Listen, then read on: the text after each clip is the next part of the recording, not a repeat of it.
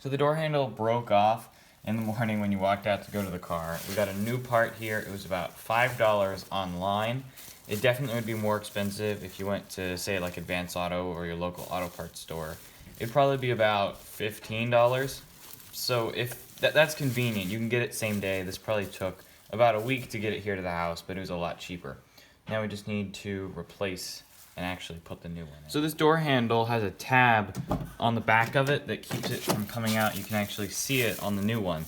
And it's that piece that broke off here on top. On the old door handle, the tab up here on top broke off. And that's what actually keeps it from coming out, and that's what activates the mechanism. Now if that broke off, it probably fell somewhere down in the door. We might be able to see if we can fish it out, but chances are we're not going to be able to get it.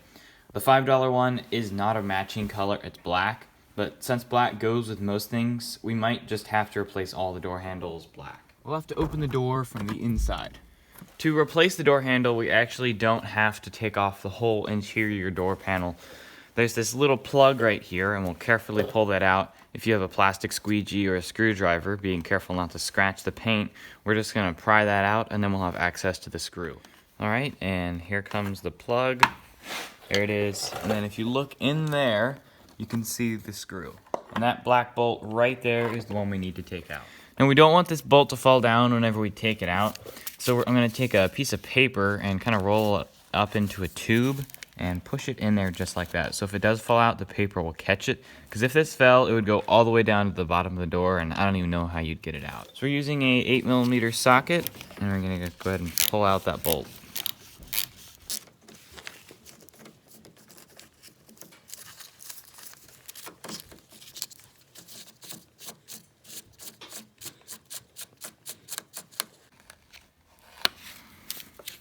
There it is. Now this piece right here pulls out, and we can put our new handle in. Alright, if I look inside of the door handle, I actually just found the piece. So what we can do now is try to get that out and then fix the old door handle, and all the colors will match. There's not very much that I can actually grab onto it with a pair of needle nose, so I'm going to try using some tape and sticking that on. Alright, we'll give this a try. Looks like it's starting to fall down a little bit, moved a little bit, so it's definitely a challenge to get this out. We'll try getting some hot glue on the end of like a dowel rod and then sticking it to it and then trying to carry it. For about $10 or $11 we could get a can of touch-up paint, but it's easier if we can just fix the old one. I'll put a little bit of hot glue on the end, right on there.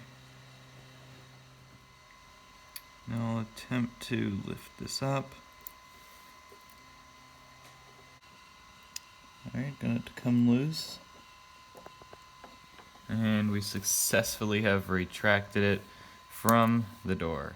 Alright, so we got the piece out of the car and it fits right on there. What we're going to need to do is plastic weld it back on, like with a soldering iron, but since this is a part that's under a lot of tension and constant pressure, it's being used a lot, we're going to need to put some steel wire in there to reinforce it.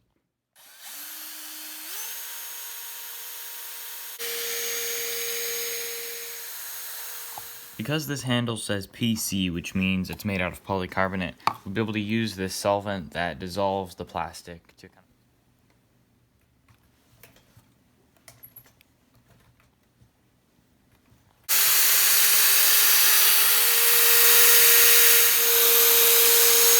So a finishing nail is a little bit too big to fit in the 1/16 inch holes that we drilled, so we need to grind it down a little bit. So I've got the nail checked up in the drill, and then I'm going to go ahead and spin it on the sanding belt.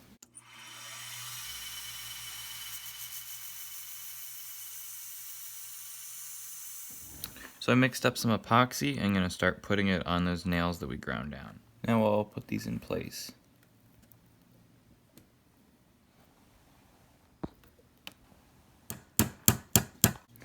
The glue especially sticks nicer because the surface of the nail is a little roughened up. I'm going to start scraping off some of this paint so it'll be easier to plastic weld. So to weld this, we're going to push the soldering iron in, and then push in from either side and kind of build that back. And just keep it smooth.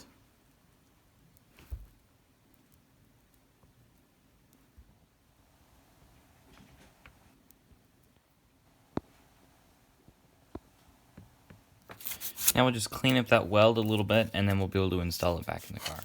We fixed a lot of things with these steel pins and that plastic welding method, and it's always worked great for us. Now on the sander, I'm going to grind off the pins. Alright, so we have the old one repaired now.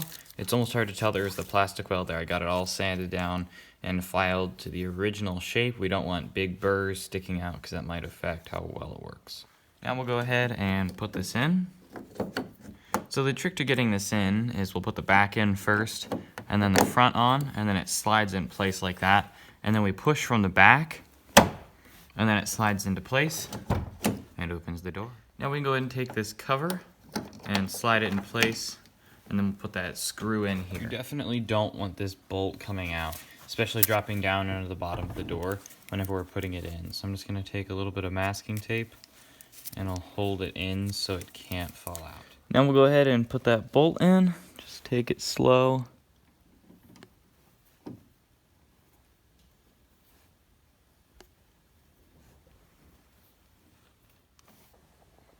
Now we'll go ahead and just snug this up a little bit. Doesn't need to be too tight.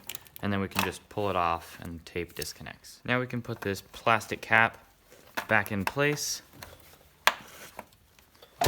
Alright, so now this works just like it used to.